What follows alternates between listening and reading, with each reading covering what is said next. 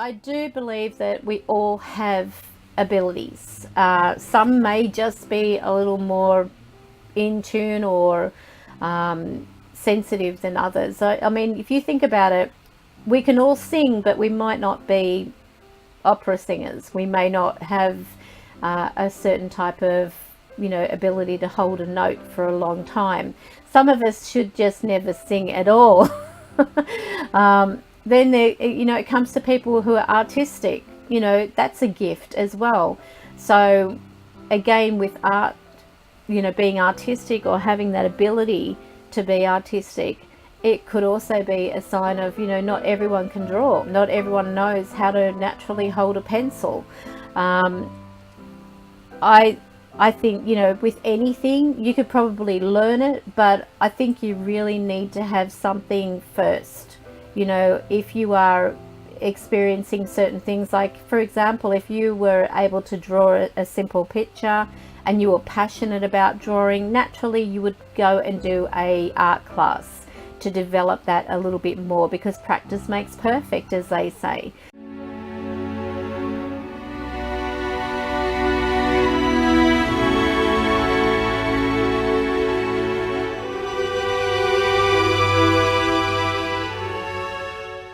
So tonight's live stream, hello Ashley, hello Jamie.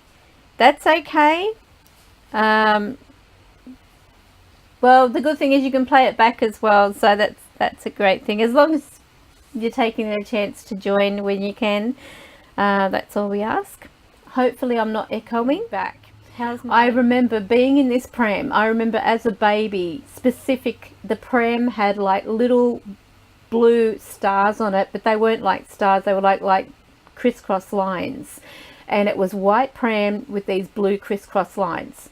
To me they were obviously stars, but I remember that vividly.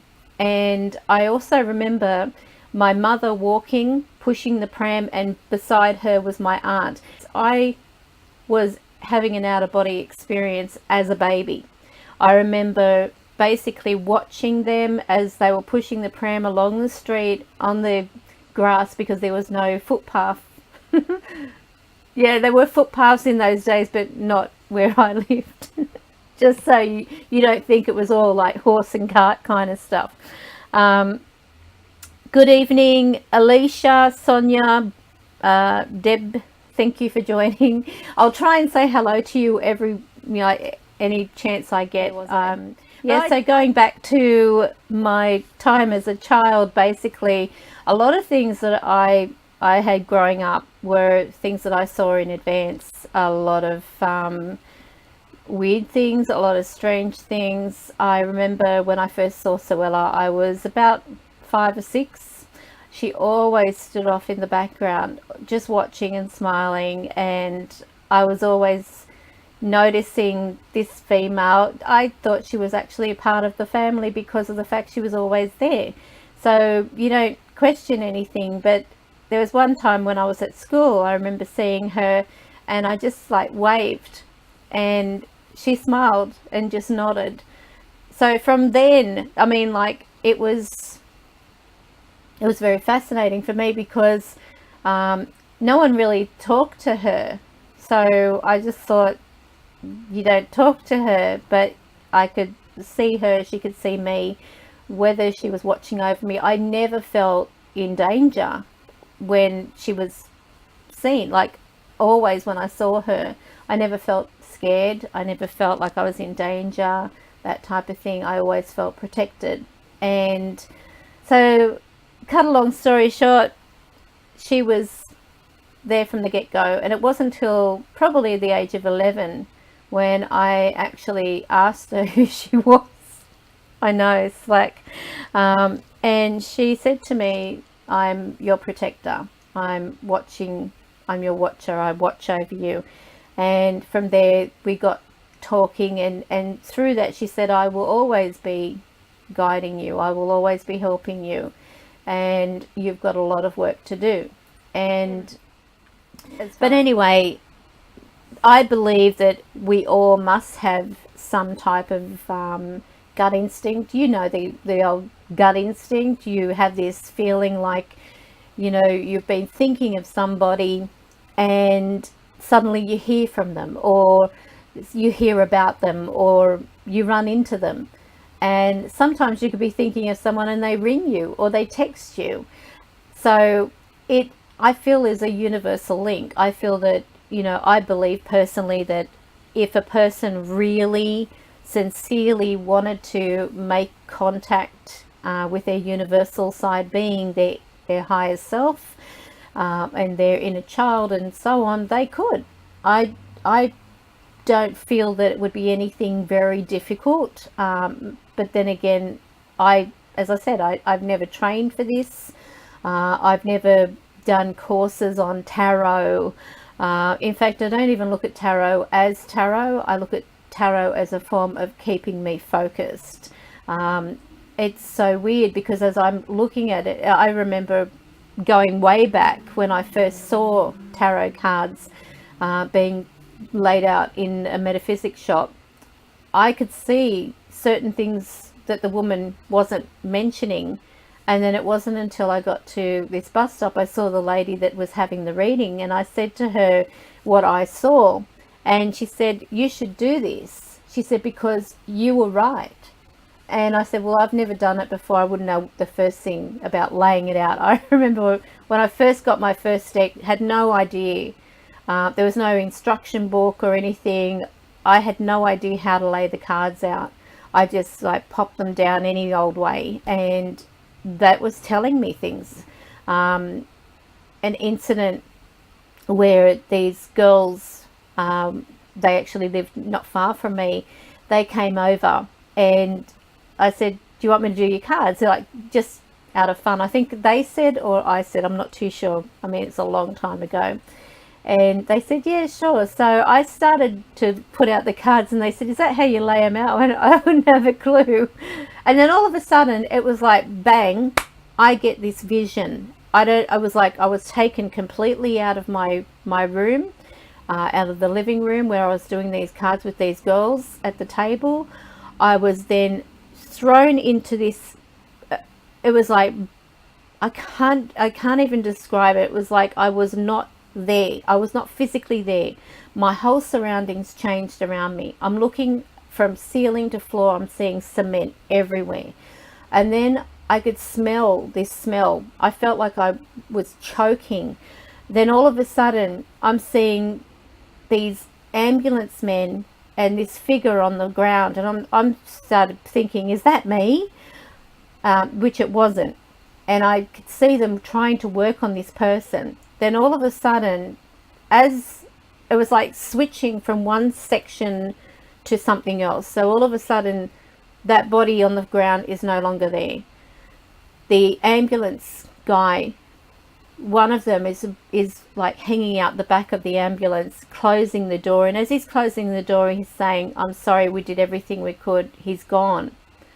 And I thought, what the, who's he? Who's gone? And when I came to, like, I wasn't passed out, but I was, how can I say, I don't know whether it was like what you would call a trance, because I've never really had a trance per se, but it was so unexpected and scared me. And I thought, I don't ever want to see that again, because I was suddenly nowhere where I was originally, if that makes sense to you. And I repeated to the girls what I saw, and I said, "This is so weird. It was so real." And they said, "Wow, well, we don't know who that could be." And later that night, they came banging at my door. It would have been about 1, 2 o'clock in the morning. I know that I was asleep, and I was woken, startled from my sleep. And they were crying, and they said, "You were so right about that person, being resuscitated or trying to be worked on." I said, "What happened?" They said, "The lady who lives next door to them, who they don't really talk much to, her partner went to the garage, which was cement rendered from ceiling to floor, stuck a hose in the exhaust pipe, and he committed suicide." And she said, everything you said was correct. She said they had him on the ground. They were trying to resuscitate him. And she said it wasn't until the ambulance driver was leaning out the back of the car, out of the ambulance, and as he was shutting the door, he said, "I'm sorry, we've done everything we can, but we've lost him." And she said it was at that second I remembered what you said, and it all clicked, that you had seen something coming. And that scared me because I was physically there. And then for about a week after, I kept being troubled by what I believed was the spirit of this male, to the point where I had to go and see this woman to give some closure, because she, from what I was being told by this spirit, she was blaming herself. She was blaming, that because she didn't know what happened, or why he did it. She was making up all these things. It was me. It was because of this, of what I said, or this is what I'd done, or, and the guilt that this poor person carried. And he wanted me to go and see her, to tell her it was nothing that she did. It was his own troubled soul. So I went, I thought, I don't even know where I'm going, except he's telling me, come here, you've got to go to number 4, you've got to go to number 4. So I went up to this place, which the girls said was in the same building. She wasn't actually right next to the girls, as I was thinking at the time when they were describing the neighbor. She was actually on the floor above them. I knock on the door. This female answers, eyes bloodshot red, everything. And I said to her, "You're so-and-so." And she said, "Yes, who are you?" And I said, "Look, you don't know me, but I saw what happened." And she was like, "What? You saw what happened? You were there?" And I said, and I explained it to her. She was yelling at me like, "Who the F are you to come over here? Don't you realize what I'm going through?" And I said, "Look, I don't know what to do. I've been troubled by this spirit, and he wants me to give closure to you that it is not anything you've said or done, because you've been racking your brain trying to figure out why he did it." And she said, "I have." And she said, "Come in." So I went in. I felt so out of my element, if you want to put it that way.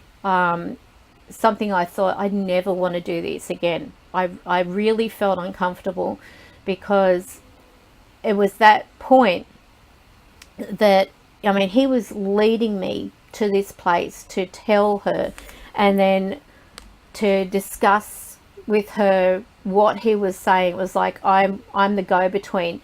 And I felt there's something not right here. I just felt a lot of his anger. I felt a lot of his tension. He hadn't released it. He was still basically here because she was holding him back. And she kept saying, "I don't want you to go, and, you better be with me, and it's your fault." And then to discover that she was pregnant on top of it was, even harder for her. But what was interesting is his spirit knew, and he said to her that it's going to be a boy, but do not feel obligated to name the boy after him. And she said, "I've only just found out I'm pregnant. I did the test today and I'm positive."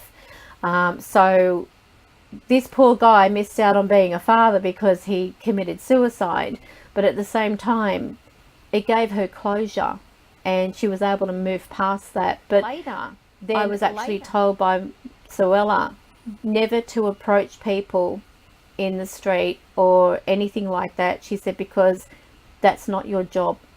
You should not be approaching them, because maybe they're, you don't know the effect it's going to have on that person. They could be going through some healing, like some self-healing, and you doing that by telling them that they've got someone around them or whatever, that is out of the, that is not on, because that soul may be around them for a purpose of healing, only to get them through that hard period. But then you go talking about that, if they're not coming to you or seeking it, it could trouble them. But in this case, this spirit sought me out. He singled me out to go. And I don't know whether during the time of him committing suicide, his spirit left his body, and I just happened to be the closest person in the neighborhood that was doing some kind of, I mean, it was just a reading. It wasn't anything that I had, as I said, I hadn't studied it. I hadn't done anything where I'm talking to people and telling them about, well, apart from when I was a kid. But this case was really, really scary for me. But I do believe that we all have abilities. Some may just be a little more in tune or sensitive than others. I mean, if you think about it, we can all sing, but we might not be opera singers. We may not have a certain type of, you know, ability to hold a note for a long time. Some of us should just never sing at all. Then there, you know, it comes to people who are artistic. You know, that's a gift as well.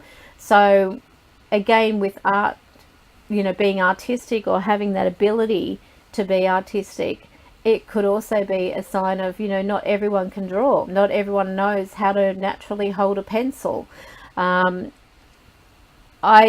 I think, you know, with anything, you could probably learn it, but I think you really need to have something first. You know, if you are experiencing certain things, like, for example, if you were able to draw a simple picture and you were passionate about drawing, naturally you would go and do a art class to develop that a little bit more, because practice makes perfect, as they say. But Sammy says, I listen to my sixth sense more as I get older, but now no, it's been with me forever. That's me, can't hold a note. So, and that was Ellen saying she can't hold a note. So again, it goes back to, if you listen to that, like for example, as Sammy said, your gut instinct, you might have this knack of being able to tell who's lying to you, and they might be very deceptive to many people, and you look at them and you think, they're lying, they're covering up something, you know, they're deceiving. Listen to the gut instinct. If you go questioning it, then it's like not trusting it. You know, I mean, you have to, and this is sort of like contradictory, what I'm about to say, because you do have to question things. It's really important you should, because if you don't, if you ignore certain things, you'll realize after, no doubt. You're like, for example, you'll say, oh, I knew I shouldn't have gone there, or I knew I shouldn't have bought that. Whatever it is, listen to it, because it's talking to you for a reason. You might suddenly have a problem and then wake up in the middle of the night with an answer.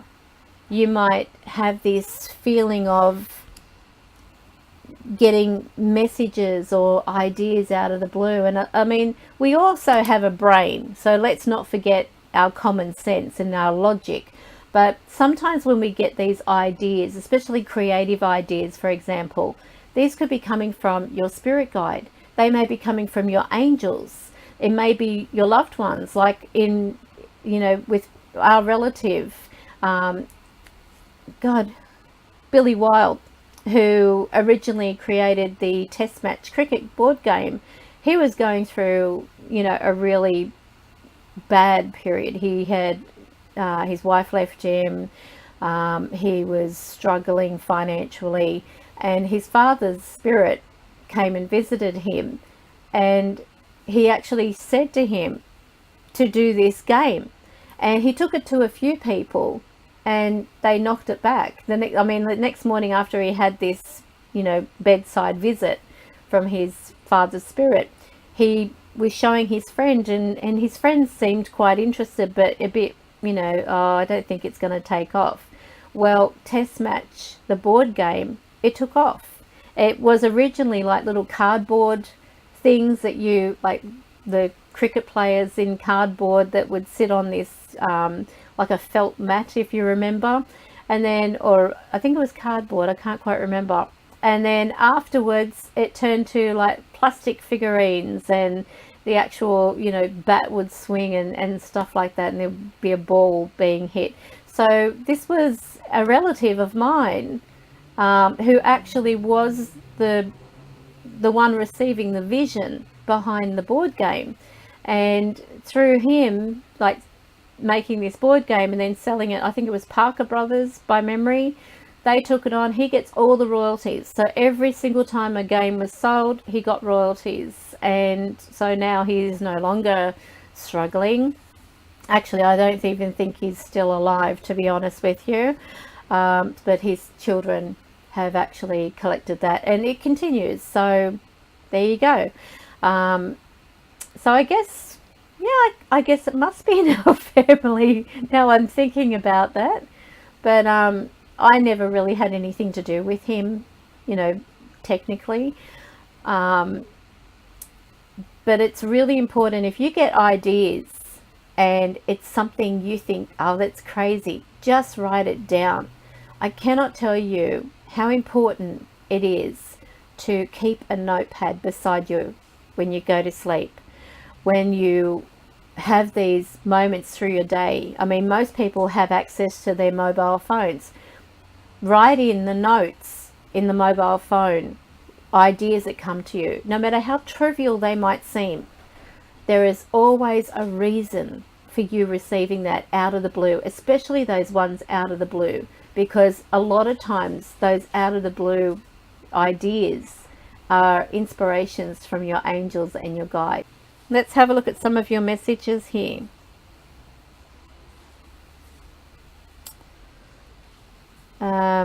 Always listen to my gut instinct and always been right. That's Ellen.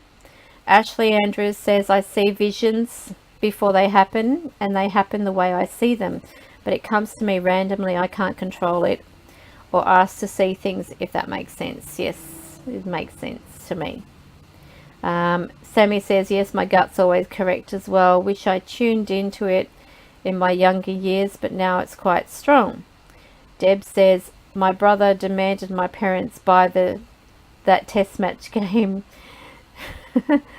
Well, you've helped my uncle or his family. So there you go. Denise says, should always listen to your signs. I've decided. I work at a holiday park and had a bad feeling about where I was going to put some people in a tent, so I moved them somewhere else. 20 minutes later, a banksia tree came down onto their site and would have killed all 3 of them, including an 8-month-old baby. Felt sick for a week. Well, that's just a very good sign of listen to that instinct. It's there for a reason. You know, we're all universally connected. If you think about the way that the energy flows around us, we have a lot of, you know, like we put out a lot of things and we receive a lot of things. And the more that you are in tune, and I'll get to how you could probably be in tune in a moment, but because I can only tell you from my own experience, obviously. Michelle Salmon says, oh, hi, Michelle Edwards.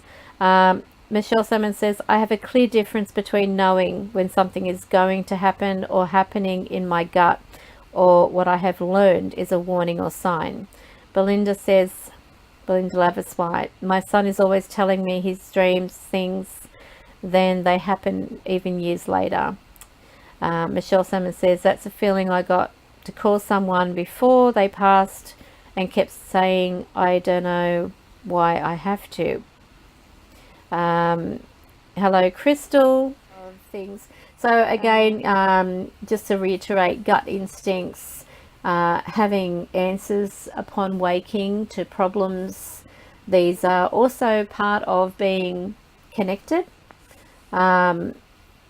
If you find that out of many people your opinion seems to matter, and you're asked to meetings, or you're asked to, you know, what do you think of you know, do you think they're telling the truth, or do you think we should do this, and you're valued in your opinion, not just because of your position, but because you've proven in the past to be on the ball, then that is also a part of being psychically in tune and connected. The instinct to know who has been telling the truth, that inner awareness, or telling lies, that is also a part of being psychic. Michaela Summons says, do children pick up more? No, I don't think so. I think it just depends on the individual. I mean, children, probably people are more wowed by children because of the fact of their innocence and their ability to express things a little different and more innocent like, if that makes sense to you. Many adults will probably think, I'm not going to say anything because that sounds stupid, like that woman who had a reading with me one night, and this female spirit said the cucumbers are good this time of year. And I thought, I'm not going to say that. That sounds so stupid. I must have said out loud or something, I'm not going to say that. And the woman said, say what? And I said, oh, look, it sounds so stupid. And they said, the cucumbers are good this time of year. So I repeated it to this woman. I said, look, I'm sorry, but, you know, they keep saying the cucumbers are good this time of year. She said, oh my God, really? And I said, yeah, why? And she said, I was waiting to hear from my grandmother, and she used to call me cucumber because every time I'd go over her place, I wanted cucumbers. So that was what came through. And I thought, who would say that? You know, it's not something that you just say, but this is what this spirit was saying. I mean, so when I hear them, some things that I am asked to repeat, I sometimes hesitate. Not as much anymore as I used to. I was like, I'm not saying that. I sound like an idiot. Or that sounds a bit kinky to me, or things like that. So because of that, you know, sometimes this would happen. So anyway, let's see. So do children pick up more? My daughter comes out with answers to things from someone past that I've spoken of them, and she told me the other day they know the secret, but she is too young and repeats. Oh, this is also Michaela. It's a theory people believe children have a natural ability and we lose it. Nah. If you've got it, you've always got it. That's my opinion. Michaela says, you have said it sounds stupid saying this during a reading to me, and you kept giggling, but you're spot on without knowing. Sorry. Okay. Hopefully you weren't the one with the cucumber. Sammy says, yes, I was the same. When you're different, you stand out. People don't know how to relate to you. Very, very true. And sometimes people who have abilities actually have more trouble making friends than those, you know, that don't. This, in regards of how do you know you have this ability, I think it's a no-brainer. You would know. It would be a obvious, you know, feeling of, well, I knew that would happen. If you said to somebody that you felt this was going to happen or whatever, and it happens, and it was something that was completely unrelated to an event, like out of the blue. So for example, like that guy that committed suicide, then you could say, okay, well, there is that connection that I had prior, which I saw this happening. But the important thing is, don't go skylarking, which is really, I mean, when you're seeing things, sometimes you've got to use your tact as well. It's okay to probably tell people close to you that what you're seeing. If you are, you know, a reader, for example, then obviously you would tell your client what you see. But you've also got to try and use as much tact as possible, and sometimes tact is very hard to find. I'll give you all a test. Okay, so I'm going to write down a color.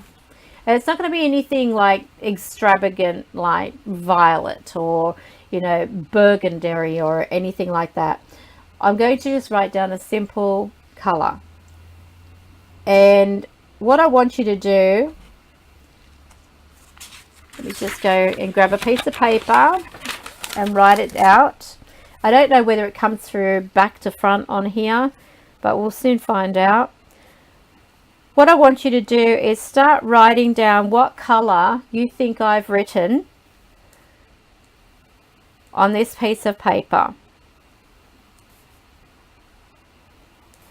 And before you do it though, I want you to think carefully. Try to connect with me. Try to think of what I'm writing down. So what I'm going to do is I'm going to write over the color, what I'm writing here. I'm just going to write over it and send that thought out to those in the group, so that if you are able to connect with that,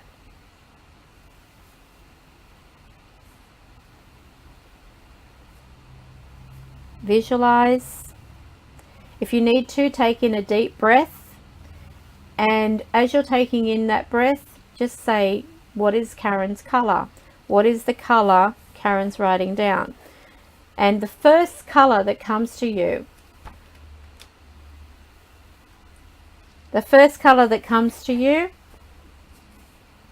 write it down or write it in the chat. So only one guess per person. So have we done? So let's read out your colors. Ashley Andrews wrote black. Ellen Lurie wrote green. Sonia Kelly wrote orange. Michelle Edwards wrote red. Belinda Lavis White wrote purple. Sammy Gumos wrote black. And Crystal Elizabeth Graham wrote blue. Congratulations, Crystal. You read my mind. What we'll do now,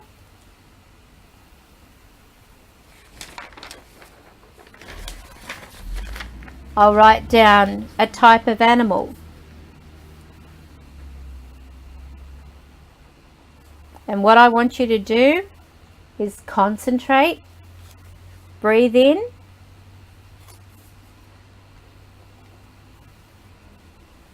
and don't worry, you won't always get everything right. It doesn't mean that you can't connect. It just simply means that you need to probably relax and clear your mind of things. So just relax, empty your mind of everything. And now I want you to focus on the first animal that comes to your mind.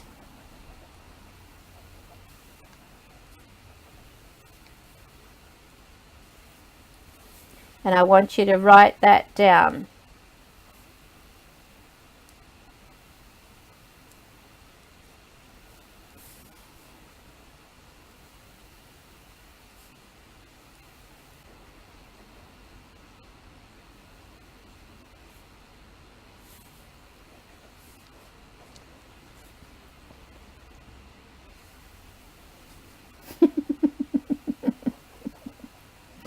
Sorry for laughing and seeing some of the things she's writing.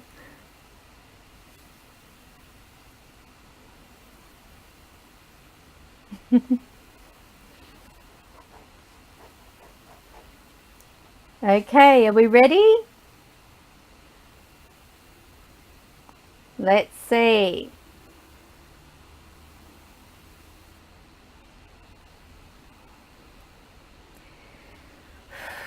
Sonia Kelly says dolphin. Ellen Lurie says puppy. Michelle Edwards says giraffe.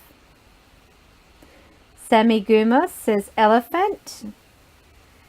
Ashley Andrews says elephant. Crystal Elizabeth Graham says dolphin. And I'm afraid It's a horse.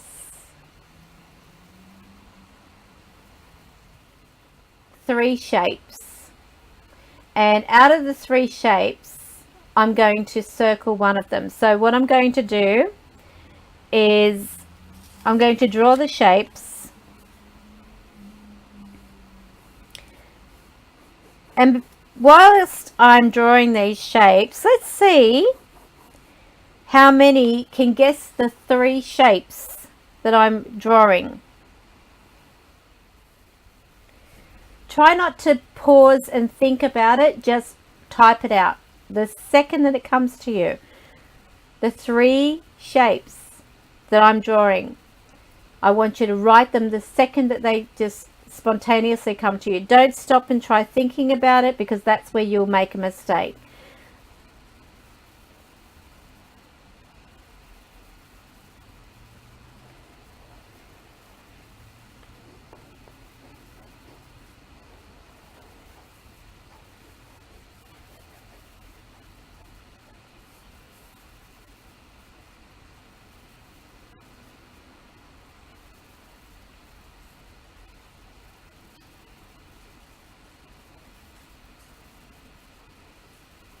So are we ready?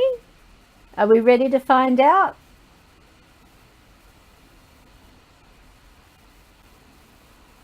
Okay, now I'm going to do a reveal. These are the 3 shapes: triangle, circle, and square, in that order. So a lot of you got them. The only one that got triangle first was Deb Simmons, from what I can see. But very, very good. Very good. So hopefully you can actually see this. Circle, it's triangle, circle, and square. Now what I'm going to do is, with one of them, I'm going to put a circle. Actually, I'll put a cross above one of them. So what I want you to do now is, the first thing that pops into your head, when I put my head down to do that, the first one that pops into your head, I want you to just write that. Write down the shape that I am putting a X marks the spot above.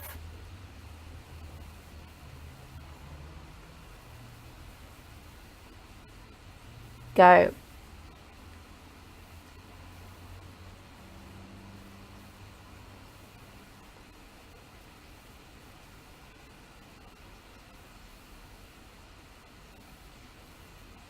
You're not terrible at it. It's all a part of developing. You want to develop ability? I'm just going over and over the X so I can bring that image to you.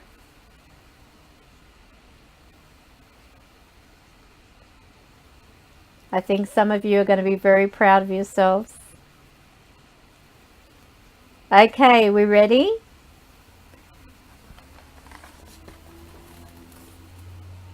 Who got the square?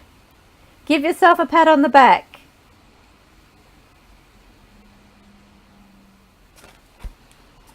Well done. So I can see here that we had Ashley Andrews, who said, I'm terrible at this. The first thing that came to her was square, which is right. Tara Biggs said circle. Michelle Edwards said circle. Mandy Cole said circle. Ellen Lurie said triangle. Deb Simmons said square. Belinda Lavis White said square. Sonia Kelly said triangle. Sammy Gurmas said square. Crystal Elizabeth Graham said square. So there you go. Well done. It all is practice. So do you want to try another one?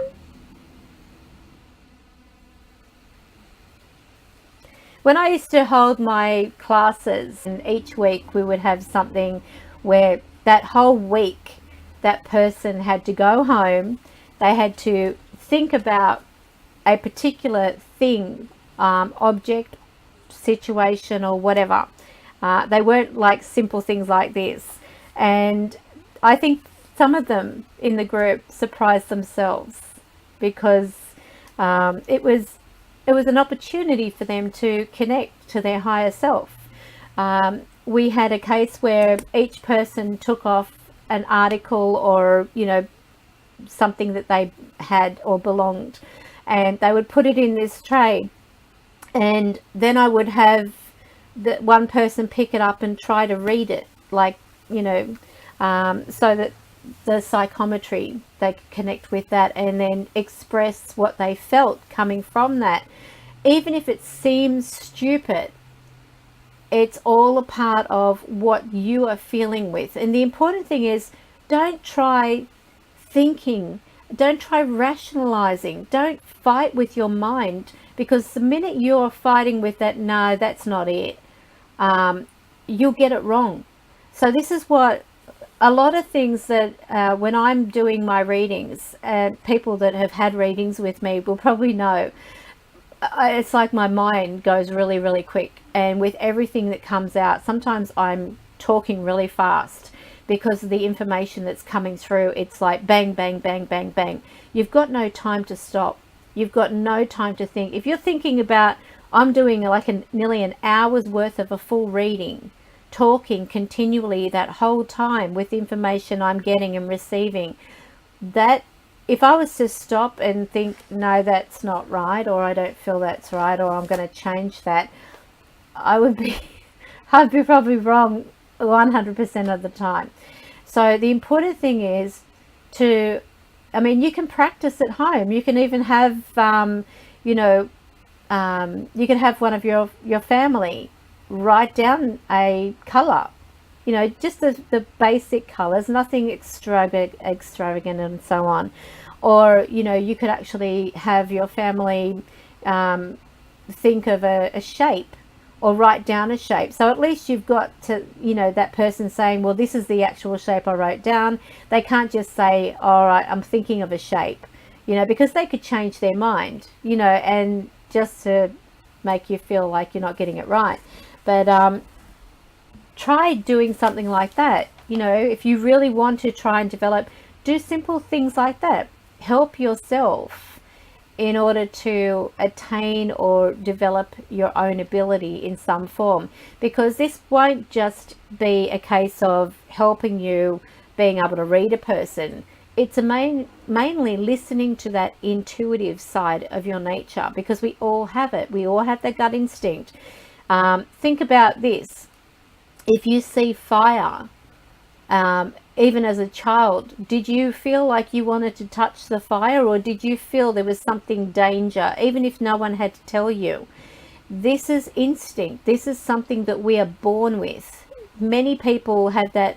You know, you think about animals, the minute they're born, they're starting to walk. Horses stand, giraffes stand. You know, you're talking about giraffes and everything. They are on their feet within seconds of their birth.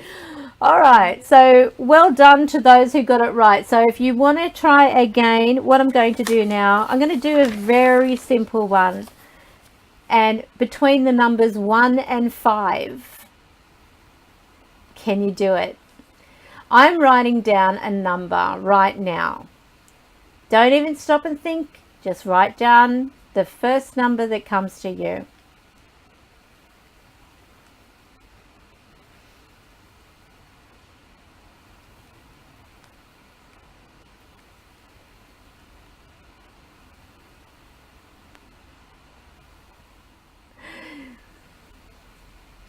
I think this is probably something we could do again, just to see how everybody goes with. Wonderful. I'm glad you all enjoyed that. Do you want to try another one? What I could write down is a word. Are you up for a word? Okay. So I'm going to write a word.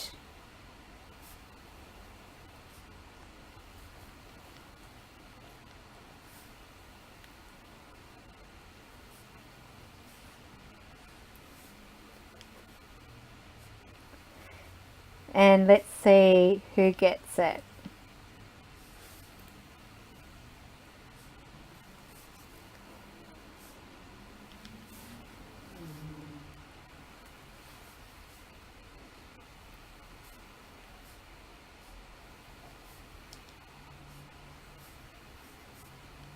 So think carefully. First word that comes to you.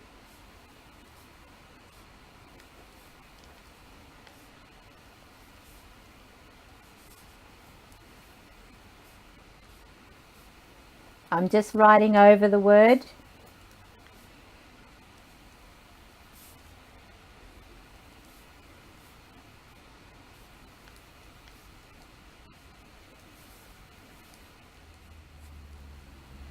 Are we all done? Nobody got it. The word was